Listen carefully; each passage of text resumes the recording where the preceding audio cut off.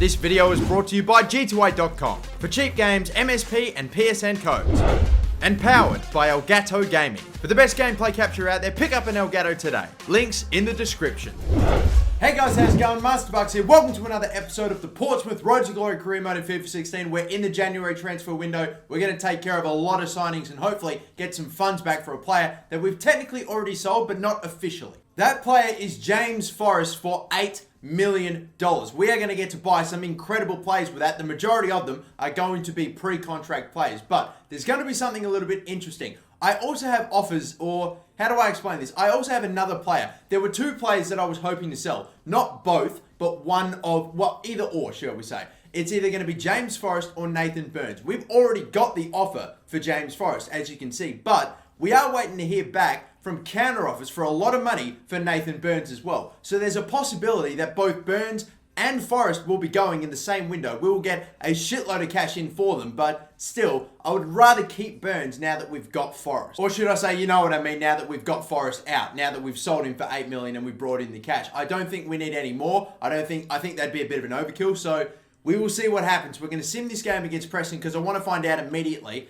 And yeah, I guess we'll just have to wait and see. But here we go again, another game against Preston in January. I'm not even kidding when I say this is like the third time that we played him. It is insane. And we'll skip ahead, get a win, get an injury though, which is not good. Burns got a goal, who might be leaving. That could potentially be his last goal for us, hopefully not. But Coco, but the injury to Webster, that sucks. But we do get the win. We got confirmation there that we have got $7 million back into our transfer budget, which is nice. And Fulham have gone ahead with the 8.5 for Nathan Burns, and the other Italian club, Bologna, if that's how you say it, have not. But Fulham, he's going to go to Fulham for 8.5. So we're selling both Forrest and Nathan Burns. I only wanted to sell one of the two, but both are going to go, and we're going to get a shitload of cash in. 8.5 million is not bad for a player that we were always inevitably eventually going to sell, but probably not this soon. But 8.5 for a player we got for free is incredible. Unfortunately, we also got an injury there, but thankfully it's like a very minor injury, just a week. He'll miss the next game, and to be fair, we get a week-long break until our next game anyway, which is awesome. But yeah, that kind of sucks that he's going to go. It kind of sucks that we're losing both Forrest and Burns. It means that we're going to have to bring in some replacements, and I've definitely already thought of a couple.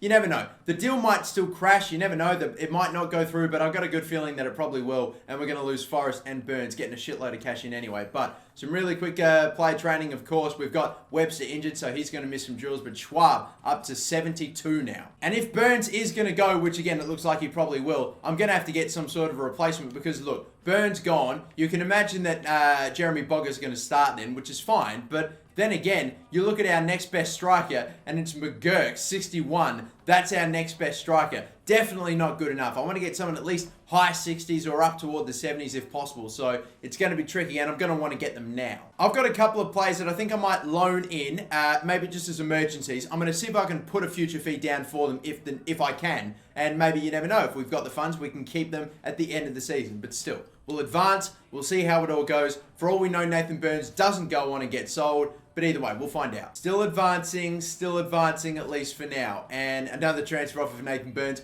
We keep getting them, although we've already got an accept, which is interesting. And the player's been sold. He's gone. Nathan Burns and James Forrest have left the club in less than a week. Well then, we're going to need a replacement striker pretty much immediately because I'm not going to be happy with having just a 61 rated second backup striker. So, no, that's not going to happen. We've got a few strikers that I might be able to get on loan, and here's who we've got. We've got Marcus Rashford, who again immediately springs up to mind. He could be a good pick for us, and you never know. I'm still scouting him. We don't know anything about him, so hey, you never know. We've got Adam Armstrong, another young English talent that, by the way, has already played this season, or should we say last season, in the third tier of English football, so it'd be pretty realistic in my opinion. And there's also Saint Maximin, if that's how you say it, Saint Maximin. But either way, he looks again like another very young, awesome, flary, got the pace sort of a player, and I reckon he could be quite good. He's got decent ball control and dribbling immediately coming in with the pace, I think, and the agility too. Could be fantastic for us, but in my opinion, it's between these three, Rashford, Armstrong, and Saint Maximin. I think I might actually hold off before signing any of these until later on in the transfer window because I really don't know who I want the most. I'm leaning toward one. I won't tell you who, but I'm leaning toward one. These other strikers as well, Jamie McLaren and Abel Hernandez, are two strikers that I'm looking at that I may potentially want to pick up on pre-contracts, not necessarily get in straight away. So that'd be more expensive for me to get compared to Rashford, Armstrong, and St. Maximin. But look at all this money that we've got to work with now. Look, I'm going to adjust the majority of it to the wage, and look, we've got over nearly $250,000 worth of remaining weekly wage. That's insane. That is so many pre-contract players. It's going to be great. And I'm going to get started on a few of those right now. We have got Rolly Bonavacia, who's going to be my immediate replacement for James Forrest. We're going to get him in at the end of next season. He's only got a wage of $5,000. However, I've got a pretty good feeling that we're going to need to pay him a shitload more than that. It's just because he's in the A-League, he gets paid fuck all, which is insane. But yeah, $30,000. Wow. You know what? I'm not even going to try to talk him down because it never bloody works. We'll pay him what he's worth. $30,000 is actually still pretty much, if you were to pick up a 72 rated player of that age, anywhere else in any other league really in Europe, that's what you have to pay anyway. So $30,000, 5 years and bang. The next ones I'm going to go for, I'm only going to want to sign one of these guys. It's either going to be Akpa Akpro or Daniel Johnson. And for some ridiculous reason, I'm kind of leaning more towards Daniel Johnson. I've got a pretty good feeling why, but for some reason I just feel like Daniel Johnson, who's already a League One player, so it's kind of a more realistic fit as well. Akpa Akpro as well, he's a lot more expensive as well, or not by too much, but still a bit more expensive, so it could be a bit trickier to get him in, but we'll put offers down for both, and we'll see how they go. And since now that we've got so much cash after selling both Burns and Forrest, I'm also going to go for a third player, and it's just going to be a backup left back, a backup fullback, because we're kind of meh in that area at the moment. It's going to be Charlie Taylor. We're going to wait to hear back from those three until the next game. Of course, hopefully we'll hear back from them after this match against Huddersfield. And before I forget, because of course, it was an eventful last couple of days already, it was Nathan Burns that got the man in the match. It's his final man of the match, so 8.4 goes to his total. He got one final goal to see it off. So here is the team then, looking a bit different. We've got Bogger up front, Schwab and Kent left wing and right wing. We've got Ryblen moved back to centre attack and midfield, which I've always liked playing him at, but we've always had James Forrest. So now he gets to go back to centre attack and mid. Barton and Gareth Evans is going to be playing still on the right-hand side, but in a centre midfield role. I'm trialling him for the next few games to see what he's like at centre mid and not at right mid. I think he could do okay there, but if not, maybe we'll play an actual proper centre mid like Hollands or Dunn or somebody like that. The defense is pretty much the same. Abner's got a red card, so we have to play Stevens, and Webster coming back from injury is pretty tired, so we play Adara Bio. So that is that then. First game of the day against Huddersfield. Let's do it. How is the team going to perform without two of its key players in, of course, Nathan Burns and James Forrest? Anyone can be replaced. Anyone can be replaced, and I hopefully can find those replacements nice and quick, and we will see how we go immediately. Can we get a very good start? That'd be amazing if Adam Barton can just run around, maybe tee it up for this man Ryblen to finesse and get a goal within 2 minutes. That is the perfect start to a Nathan Burns and James Forrest-less Portsmouth. Oh my God, what a start. I fucking love Anthony Ryblen at the centre attack and midfield spot. Oh, Anthony Ryblen. Oh, of course it's gone through a set of legs and it's just found its way into the bottom left-hand corner from this angle, from the bottom right-hand corner from this. Unbelievable Anthony Ryblen. Oh, fuck. I read that like a book, but I did not get in the way. Blocked by Coco, clear. Shit, that was close to going in the goal. It's a goal. It's a fucking corner. Fucking hell. Fucking hell. Oh, my God, man. They crossed it right into the box. They just got us on a counter-attack. Went right up. Couldn't stop them, so their cross came in. Cleared it away. Look at it get fucking headed down perfectly. Right into the path of a fucking oncoming Huddersfield player. And then he heads it down to that guy who bloody smashes it past the keeper. No chance. Fucking hell. 29 yards. Pretty far out, but hopefully not far out enough for... Do we get Schwab? Do we get... I'm interested. Do I get Bogger to take this? Ryblen? Evans, maybe? I'm going to get Ryblen. I'm going to get... No, sorry, not Ryblen. I'm going to get Bogger to take this. Sure, why not? Let's get plenty of power on that. Bang. Around the wall and... Oh, dear. They got no curve. I'm having a very interesting and rare problem today. I don't have anyone to fucking pass to. Slide tackle. Poor. Missed. Ryblen. That's not a bad ball. That could work out well. Oh, my God. I thought for sure. It was on target. Wow. That surely took a deflection and found its way to Ryblen. And he's blown it. Keep the run moving. Keep it moving. Barton, can he cut in? Yes, he can. Evans, finally, we're making a run. Right up the middle. I see Bogger. I do see him. Can he just... Oh, he couldn't keep it on the ground. He lobbed it up just high enough for the keeper to save it. Right before I even shot it, I was going to say, can he just keep it down? just gets enough height on it, you know what I mean? So that way the keeper could have stuck a hand out and saved it. Let's see if we can take someone, you know, maybe... Let's see if we can control someone and set them up. I need a good delivery. I'm spamming A. He's not fucking crossing it. This fucking game. I'm spamming the A button. Finally, he crosses in some... Like, fuck this game. How long has this game been out and shit like that still happens? Like, fuck this. There we go. Come on. Gotta go fast. Nice little ball. Well placed. You got Bogger there. Is he onside, though? This is the question. This is the question. Didn't fucking think so. I played it too late. I finally got in. I finally got past their cunt of a midfield, which has been covering my plays so well. I've had such a hard time moving the ball forward. I finally get in. He's offside. This is fucking typical, isn't it? And by how much? Just that little move right at the end that fucking killed it. There we go, Barton. That is clean. That is clutch. That is clutch. That is fucking clutch. You got to send him away better than that, man. Seriously.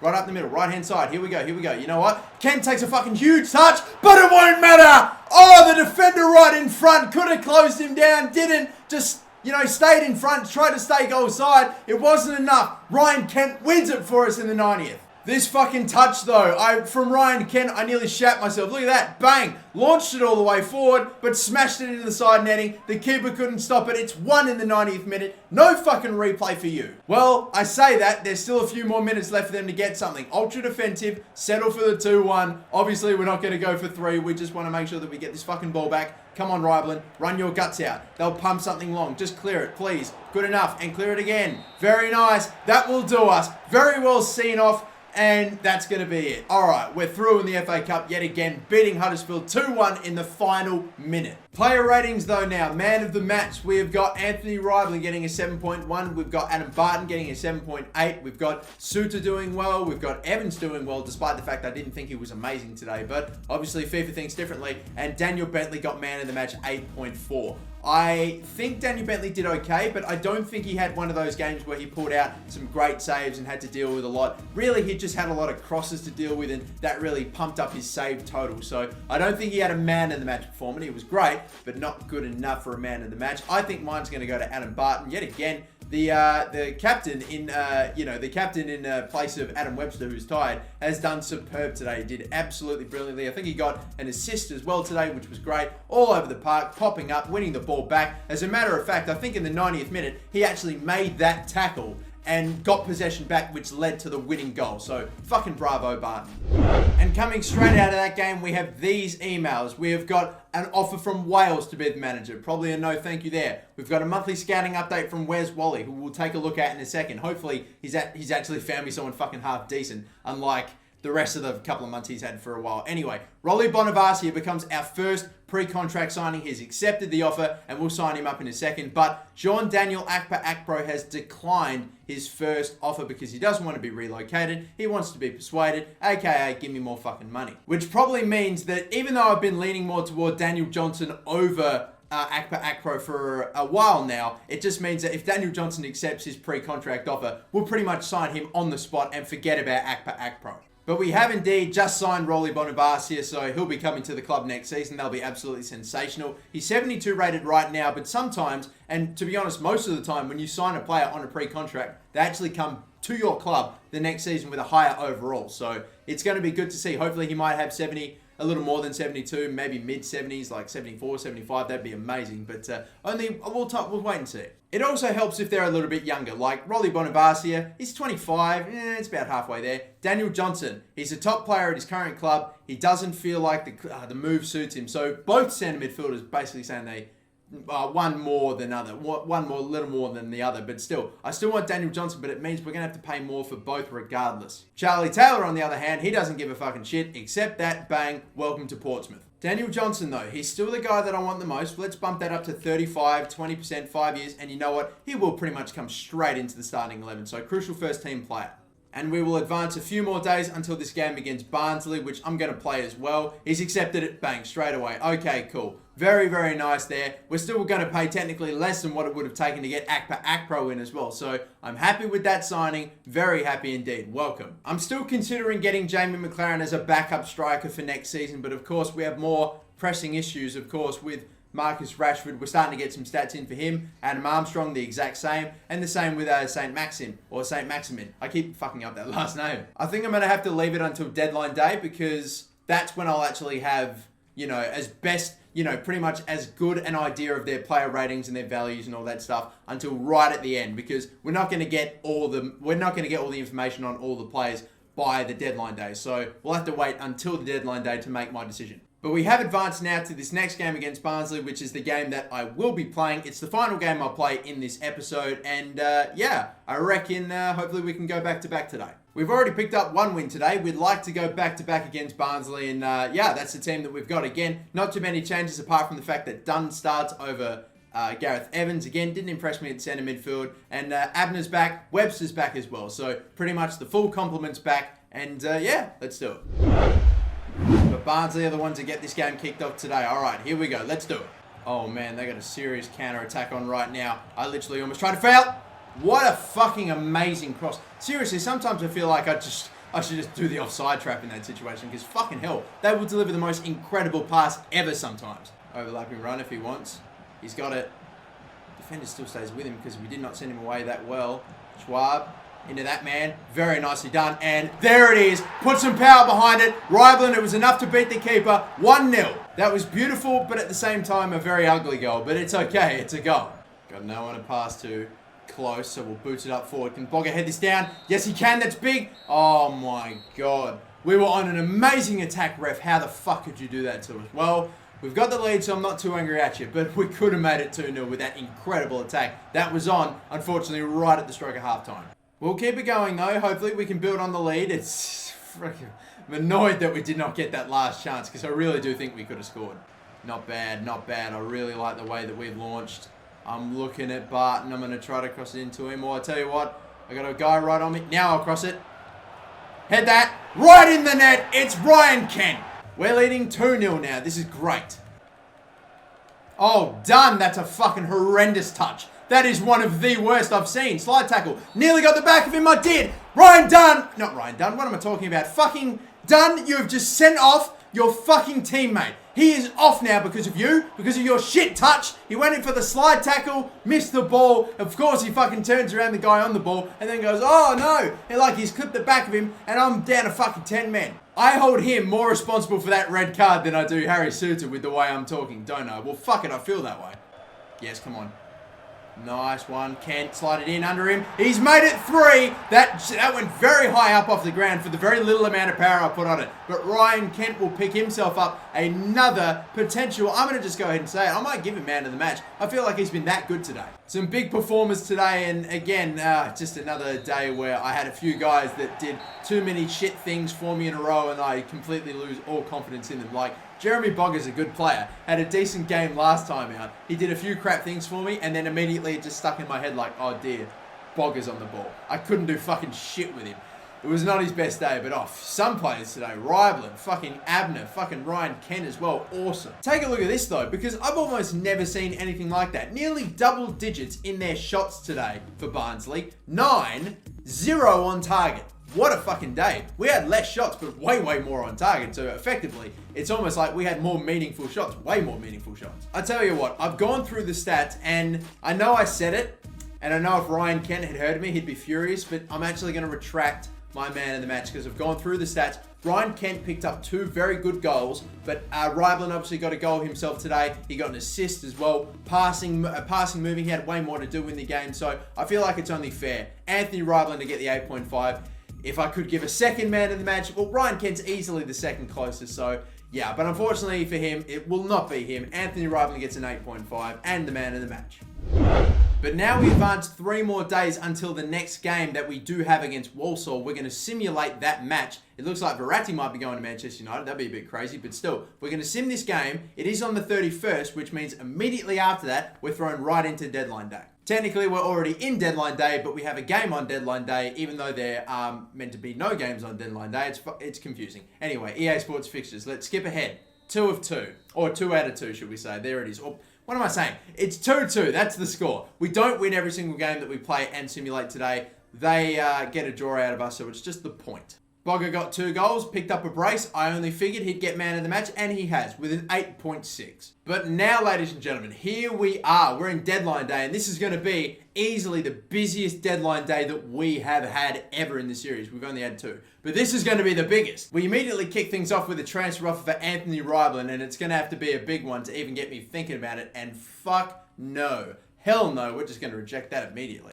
He's been doing a bit too well for me. But anyway, we are going to go to my shortlist. And I reckon now that we have got about as good as we can get in terms of... Here we go. Take a look at this. We've got Marcus Rashford, Adam Armstrong, and St. Maximin. We do not have any overalls. But because we have value, we pretty much know what their overall should be. Marcus Rashford for 4.4 should be about mid-70s. I'd say 74, 75 maybe. We've got Adam Armstrong for 2.3. I'm guessing about 70. And then you've got St. Maximin, who'd be like low 60s. Or, not low 60s, but mid to high 60s, I would imagine.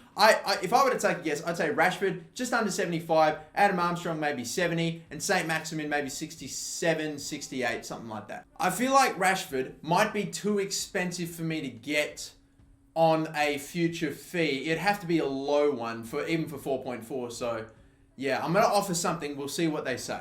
I'm just going to offer a future fee of 4.5. Even if they accept that, that might be too much for me with the wage that he has, 50 grand and 4.5 mil. I mean, I've got a lot after the sale of both Burns and Forrest, but I'm telling you, that could be, I don't know, man, that really could be a fair amount. These next two, though, could be a lot more affordable, especially Adam Armstrong, who I reckon could probably be the best out of these two, but I don't really know for sure. Not having that overall makes it difficult, but again, look at the salary, so much less than Rashford, and the overall isn't too different in comparison. He's about the same, or a little bit older, but still. As for him, I might go for 2.8, so $500,000 over what his value is, and yeah, we'll send that away. And as for this man, Alan St. Maximin, I think I'll go with 2 million, just straight up 2 mil. We'll see how he goes with that one. All right, sweet then. Moment of truth time. We're advancing forward. We're going to see. We have 4 emails, hopefully back. Who is going to say yes? Who's going to say no? Oh boy, take a look at this. They've accepted the Marcus Rashford 4.5, Newcastle United for Adam Armstrong, and Monaco. They've all accepted. They've all believed that it's fair. Wow. But this is very, very interesting because we're going to advance. We're going to hear back from both clubs saying, yep, you can give him a contract offer or you can accept him if you want. Look, take a look at this. Upon further review, we will allow him to join your club on loan and give you the option to buy him for X amount at the end of the season. So 4.5 for Rashford. Newcastle United, we can get Adam Armstrong for 2.8. And AS Monaco, we could get for Alan St. Maximin, we can get for 2 mil. Now, lads, it's going to get a little bit confusing, so I'm going to try to explain it to you as best as I can. So pay attention. If I were to sign either Armstrong or Alan St. Maximin on a future fee in a loan, if I were to pick one of those two, then I would need at least 7 million worth of a transfer budget and 100 grand worth of weekly wage to sign all the players that I have on loan right now. So that's Bogger, Kent, and either Armstrong or St. Maximin. I could buy them both, pay out their future fees, and sign them on contracts. That's the money that I need. 7 million and 100 grand of wage. If I were to get Rashford, I'd probably need about 9 million, probably 9.5, and I need way more wage than what I have. Basically what I'm trying to say is, we could get Rashford if we wanted to. If we do, it pretty much means that we won't be able to keep him. We'll only have him for this half of a season and then he's going to go back to United. Or either that or I keep Rashford but lose Bogger and Kent, which I'm really not too big a fan of. But if we do go for Armstrong or St. Maximin, then that means that I am going to be able to pretty much very confidently sign all 3 of those players. They will stay with Portsmouth for the whole series. So pretty much, guys, I'm going to do something that I don't think I've ever done before. I'm going to end an episode halfway through the deadline day. Let me know in the comment section down below. Let me know on Twitter. Let me know everywhere that you can. You need to spam support for who you want me to sign. Do you want it to be St. Maximin? Do you want me to go for Adam Armstrong, a Newcastle boy, a guy that's already played in the 3rd tier of English football, and both of those 2 players we could really afford at the end of the season? Or do we want to go for Rashford? Do we maybe only want to sign him only at the end of the season? Or do we only want Rashford just for the 6 months and then let him go? I don't know. It's all up to you. Thanks, guys, for watching. Thank you guys for voting. Don't forget to like and subscribe, and have a good one.